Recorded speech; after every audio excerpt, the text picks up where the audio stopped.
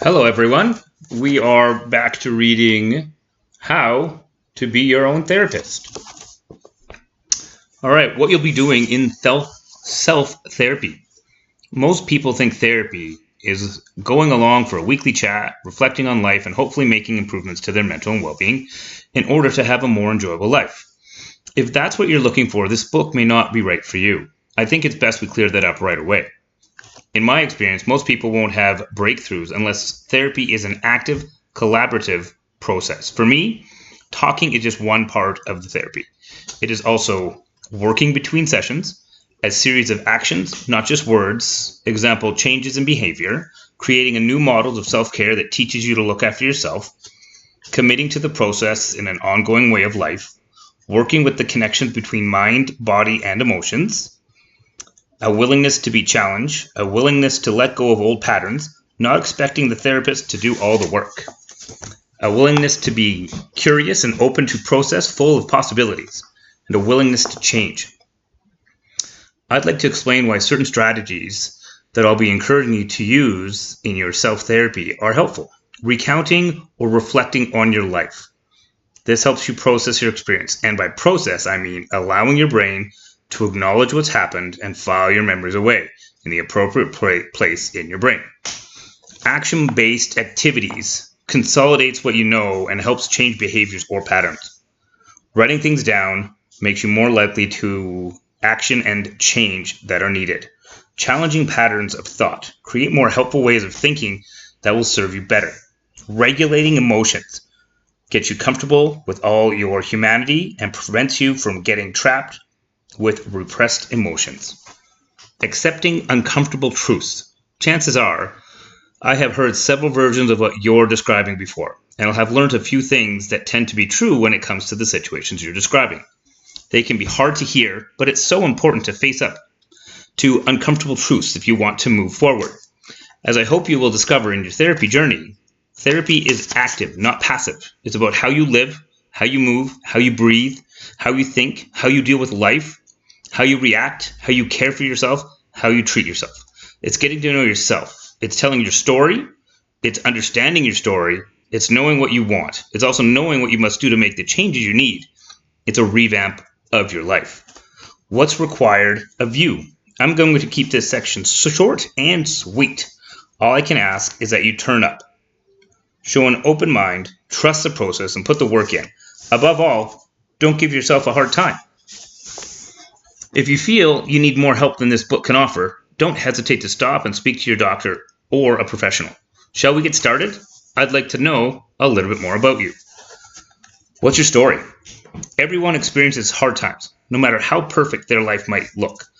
As children, when life gets tough, we can avoid everyday responsibilities and healthy escape into their own heads more easily than we can as adults. But when we reach adulthood, we're forced to deal with life in all its rawness and with all, often painful, awareness and insight that this stage of our life brings. Many years ago, I lived in Dublin, and what's the story was a common greeting in the place of hello or how's it going. Of course, no one ever expected a full-blown blow-by-blow account of whatever your story was that day, but it was polite to ask all the same.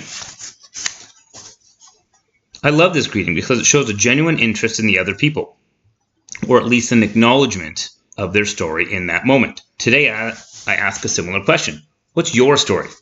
Your story will have many hidden treasures that help you understand who you are and how you can live a fuller life. Threaded throughout your story will be darkness and light, failure and success, loss and redemption, hopelessness and hope, all of the parts of life's rich tapestry, but the problem is that tougher experiences stick to us like glue, and longer term can create mood fluctuations, anxiety, and issues with our day-to-day functioning. I want to teach you how to handle these challenges and navigate your way around life's everyday ups and downs using daily self-therapy. But before I embark upon the journey of teaching you to become your own therapist, we need to do the groundwork. I know it's a pain and you might be thinking, just give me the solutions. But the truth is, you are the solution. Which is why we need to start with your story. Because your story matters and it's worth telling. Tell your story.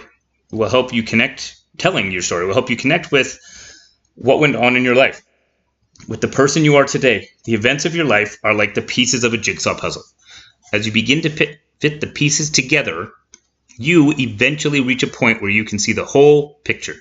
The whole picture represents all there is to know about who you are and why you are there. For example, a child who has been left alone a lot by their parents may develop a fear of abandonment in adulthood. The self-awareness that comes from telling your story, putting together the pieces of the jigsaw, is the essence of therapy. The self-awareness will help you feel safer, calmer, and more at ease when you're feeling down or scared or out of control. It will also help you bounce back quicker. The story of your life will lead you to your aha moments. These are moments of sudden insight. Believe it or not, your story is your power. While you can't change it, you can salvage strength and wisdom from it. All of it, even the messy parts. I believe no therapy or self-help can truly help you until you come in terms with your story and accept it for what it is rather than what you want it to be. But that's not enough. It's also important to tell your story to other people.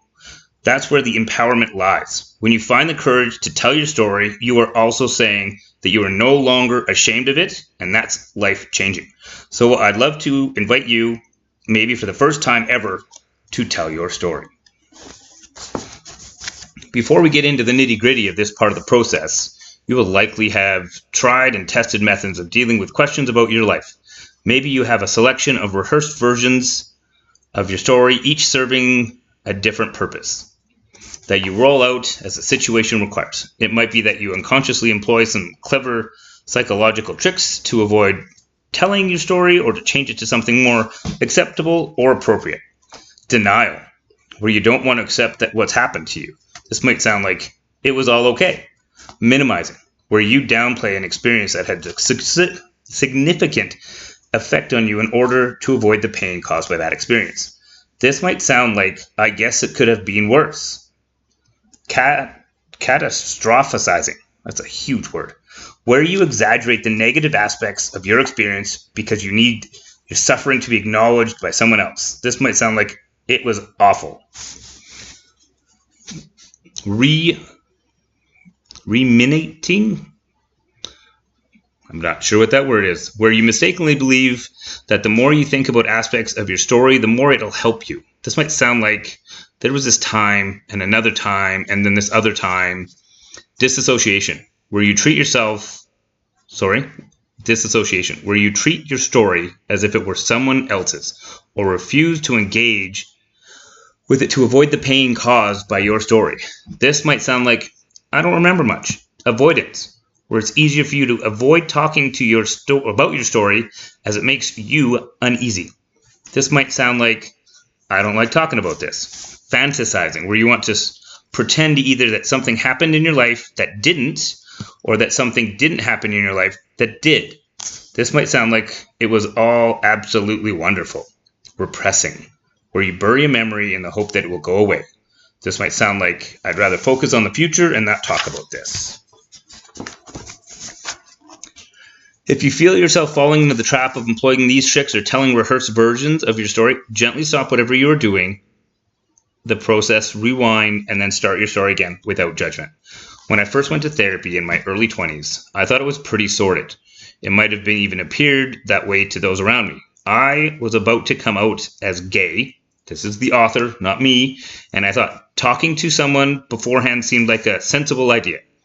In the first session, I started to tell my story to the therapist in a very mechanical, rehearsed way. It was all fine. I was fine. My life was fine.